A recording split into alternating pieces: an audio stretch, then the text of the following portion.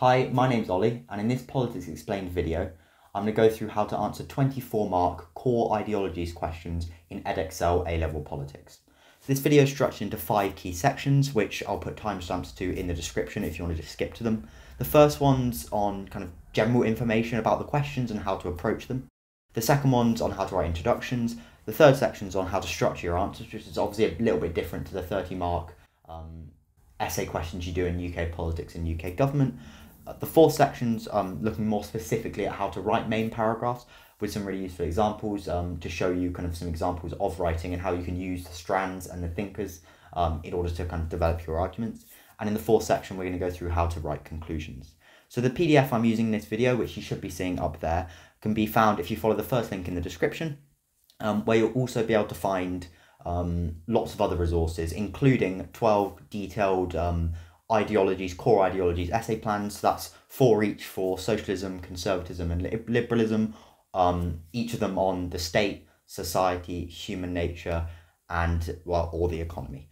So make sure to look at that if you're interested, but without further ado, let's get into the video. So first of all, kind of general information and how to approach the questions. The focus of every question will start with to what extent. So it's really focused on how much agreement, how much unity there is within each of the ideologies. So within conservatism, liberalism or socialism. And the questions will often be focused on 4 key areas. That's either human nature, the state, society or the economy. So you can have questions like, to what extent do liberals agree on human nature? To what extent are conservatives united in their views of the state? Or to what extent do socialists fundamentally disagree about capitalism? So as I said, really focus on that level of agreement, level of unity within each of the core ideologies. Though less likely, there's also the chance that questions can take kind of 2 other forms. The first one's kind of more general questions on the whole ideology. So, for example, to what extent do modern liberals accept the views of classical liberals? And in that, you can talk about all 4 of those previous kind of sections I looked at. So you can talk about the state, society, human nature, and the economy. To what extent does the new right agree with other strands of conservatism? Or to what extent do revolutionary socialists differ from social democrats and third way thinkers? And then finally, another kind of type of question you could get asked, which but probably a little bit harder, are on topics specific to each ideology. So that's, for example, for liberalism, that would be liberty, individualism, equality, that kind of thing. Conservatism, pragmatism, tradition, and paternalism. And then for socialism, things such as class, equality, and collectivism. So kind of key ideas specific to those ideologies, rather than being something like the state, human nature, which are obviously a lot broader and can be kind of analysed for all of the ideologies. So in terms of the content you need to include, there needs to be a focus both on the different strands within each ideology and the key thinkers. So the specification sets out that you need to kind of to hit the, I think it's above a level 3, you need to use at least 3 key thinkers in each, well, in your ideology's essay. So for each of liberalism, conservatism and socialism, the example would set out 5 key thinkers, which I'm assuming you've learned in lessons. So that's kind of for liberalism, John Locke, Mary Wollstonecraft, John Stuart Mill, John Rawls and Betty Friedan. And there's obviously the 5 for conservatism and 5 for socialism as well. But you can also bring in other thinkers. So for example, with liberalism, Adam Smith's quite a key thinker. For conservatism, Disraeli's quite a key thinker, who's not one of the key thinkers, who's not within, like, included in the 5 key thinkers by the example. So you can bring those kind of thinkers in as well. And obviously the strands as well. So in conservatism, you've got kind of traditional conservatives, One Nation conservatives, and the New Right, both neoliberals and neoconservatives, or those elements of the New Right. And you're kind of really looking at the kind of tensions between those different groups and the extent to which they agree. And you have the same for liberalism, which is very much focused on modern liberalism versus classical liberalism. Obviously, there's a little bit in between with some kind of developmental individualism, but the key kind of discussion is between classical and modern liberals. And then for socialism, you've got kind of revolutionary earlier socialists, such as Karl Marx, Engels, Rosa Luxemburg, and then democratic socialists, social democrats. Those 2 are pretty confusing, and then the third way thinkers. So in the essay, you need to be focusing both on the strands and on the thinkers. And often you'll introduce the strands and then use the thinkers to kind of show what different strands. So obviously the thinkers belong to different strands of the ideology. Or you can sometimes do the other way around as well. First introduce disagreement between the thinkers and then show how this reflects disagreement within the strands.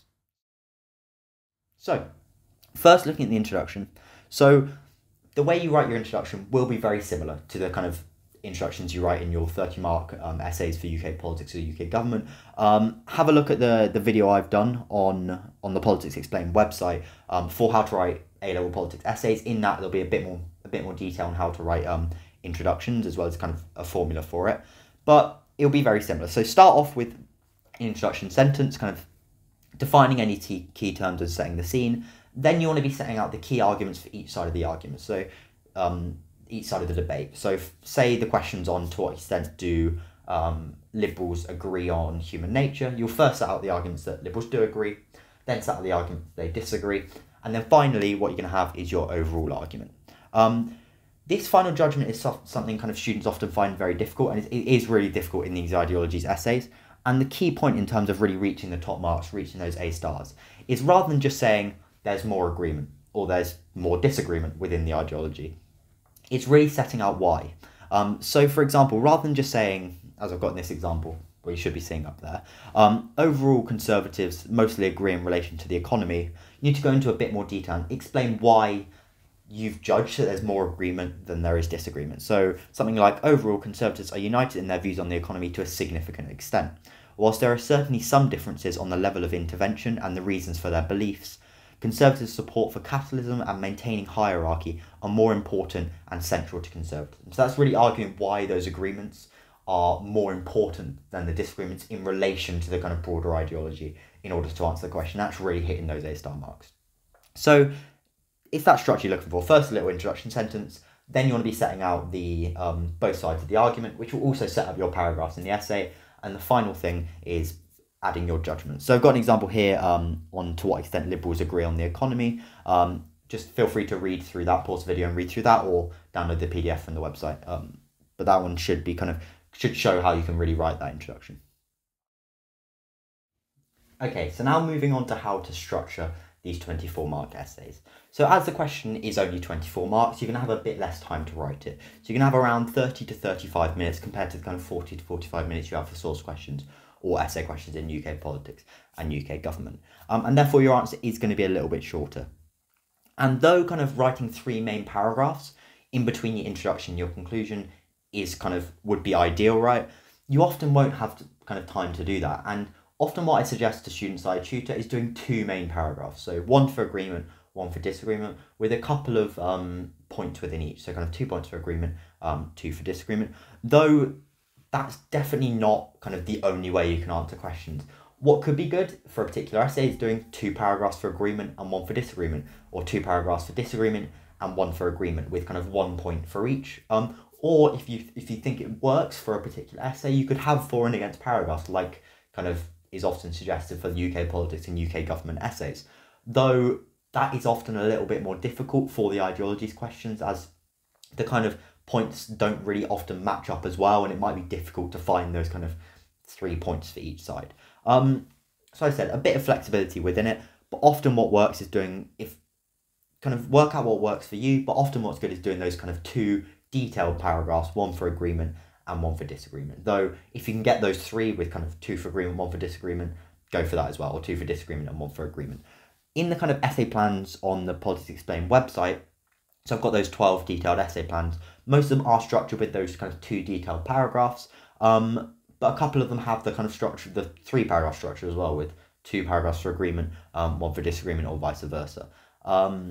And you can also use them, if you decide to purchase them, you can use them in that way, in a kind of a different way. So if it's one of the essays is kind of 2 detailed paragraphs, 1 for agreement, 1 for disagreement, you can kind of remove one of the points from one of the disagreement paragraphs, for example, and then make it a 3-paragraph essay with kind of 1 paragraph at each point, 2 for agreement and 1 for disagreement. So give yourself that flexibility, work out what works for you, especially how much you can write in the time.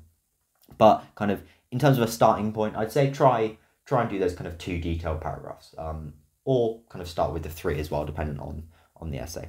So I've got an example structure here, this to show you what that kind of 2 detailed paragraphs is. So the first paragraph is on the ways in which socialists unite in their views on the economy, and the second's on the ways that socialists are disunited. And within each, you got 2 points. So for the first one, for the agreement, you got the first point is that all socialists believe in tackling inequality in society, and the second point is that all socialists believe that society can be improved.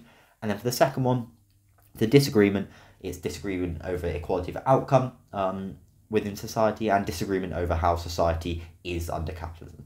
So those kind of agreement and disagreement points will also link together a little bit. So it's not like you have half the paragraph on one and half the paragraph on the other. They can also link in a little bit and kind of flow into each other a bit easier.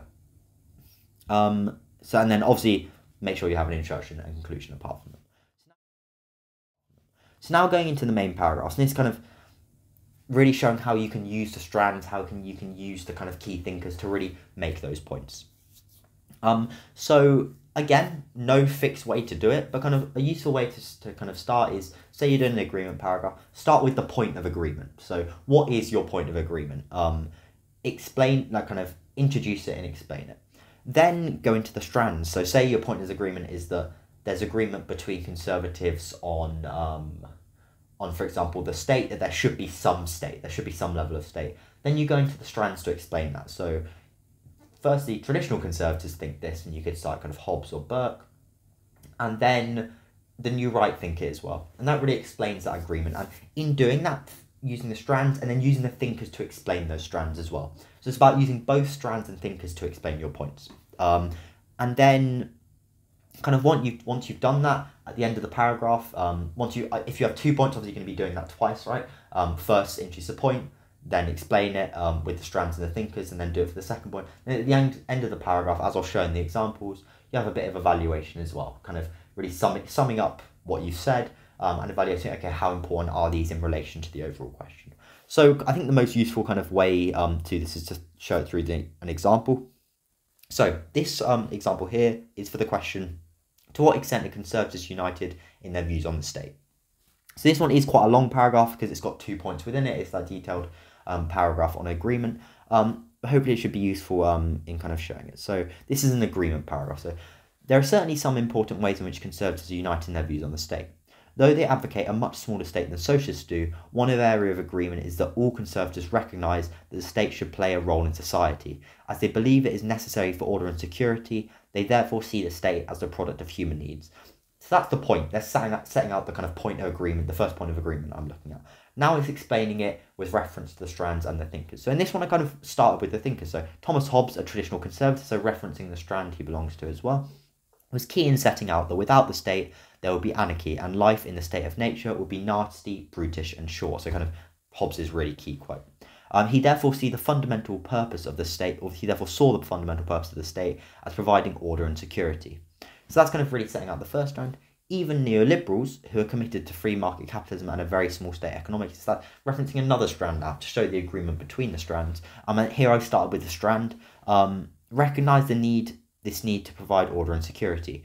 And now I've used a neoliberal thinker in order to display that. So Robert Nozick, for example, argued that a minarchist state was necessary to facilitate economic liberty and individualism.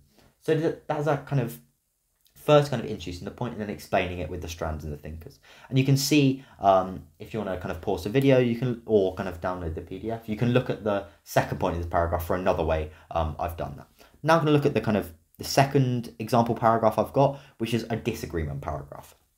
So, starting off with the point, there are also important ways in which socialists disagree on human nature, particularly about how it relates to capitalism. So that's the point, disagreement about how it relates to capitalism. Setting out that point, I start with the strand, right? So starting off with earlier socialists, including revolutionary socialists and democratic socialists, all of whom want to overthrow capitalism, saw human nature in a capitalist society as greedy and selfish. Revolutionary socialists in particular see capitalism as the root cause of problems with human nature and believe that completely uprooting capitalism in favour of a socialist economic system based on common ownership is the only way to nurture humans' positive, cooperative nature. So that's really explaining, first kind of introducing the strand and explaining the thought of the strand. Now I'm using Marx and Engels in order to kind of give an example of a thinker of that strand and going into their specific thought a bit more in relation to false consciousness. So Marx and Engels, for example, argued that capitalism had installed a false consciousness in workers that was far removed from mankind's original nature, and that class consciousness and a socialist economic system and society had the power to remove this false consciousness and revive the innate, cooperative, selfless and fraternal nature of mankind. So that's first introducing the strand, then going into a thinker to really explain it. Now, to show the disagreement, and then going into the different strands. So the first one was kind of earlier socialists and democratic socialists, and now it's into social democrats in the third way, and showing that disagreement by showing that they disagree. So this contrasts with social democrats and the third way, which saw the capitalist system in much less negative terms, and believe it could be highly fruitful and benefit society. For them, therefore, human nature under capitalism isn't as terrible as Marx suggests, and there isn't a false consciousness. So that's really introducing the thought of the strand and how it disagrees with the other strand. Then I'm using Anthony Giddens, a third way thinker, to kind of use the thinker to kind of really explain that and go into a bit of detail. So third way thinker Anthony Giddens, for example, saw the possibility for improvement in human nature under capitalism. He argued that the individualized nature of free market globalized capitalism posed challenges, but that the state could support both a modernized education system and community in order to equip individuals to flourish. So in terms of that disagreement, that's first introduced in the kind of one strand and the thinkers to explain it, then the other strand to show that kind of disagreement and really explain the disagreement between them after, of course, at the start, introducing the point of disagreement. The final thing in the paragraph is the kind of summary, the evaluation at the end. So overall, therefore, there are important differences between earlier and later socialists in relation to how they saw human nature under capitalism and the level of importance they placed on the economic system in shaping human nature. So kind of really summarising the paragraph, relating it back to the question. Even within these differences, though, the agreement between all socialists on the malleability of human nature and an optimistic view of its potential can be seen. So that's kind of relating it back to my overall argument in the essay, that there is more agreement than there is disagreement. And relating it back to which I would have introduced in the introduction and kind of developed in the first paragraph, right? And really relating it to the overall answer to the question. My overall answer, my overall judgment. So now, finally, looking at the conclusion, as kind of with the introduction, the conclusion is going to be very similar to the conclusion in your 30-mark source questions or 30-mark essays.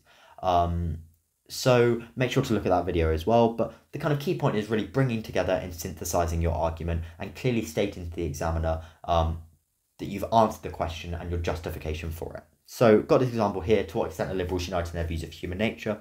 In conclusion, liberals unite in their views of human nature to a large extent. First, directly stating your answer to the question. Then I'm going to justify it.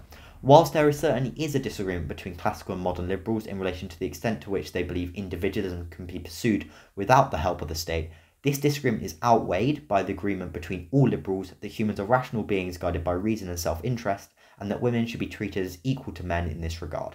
Not only is this agreement important in relation to human nature, it's also central to driving all liberal political views. So that really kind of shows how it's really about justifying your argument, justifying why you think there's more agreement than disagreement, and kind of relating it to the overall ideology. And that is a really difficult skill to do, but it's something that if you are able to do it, you're really going to be hitting those top marks. So yeah, thanks for watching the video. Make sure to drop any comments or questions in the comment section below, and I'll try to get back to you. And then also, first link in the description will be to the Politics Explained website, where you'll be able to find a lot of free and kind of paid resources to help you with your politics A-level, from kind of essay plans, full mark essays, guides on how to answer questions. Yeah, and a lot of it is free, so feel free to look at that, and also sign up to the email newsletter there, so you kind of find out whenever I'm releasing new content, free new content or paid content to help with your politics A-level, and subscribe to the YouTube channel as well.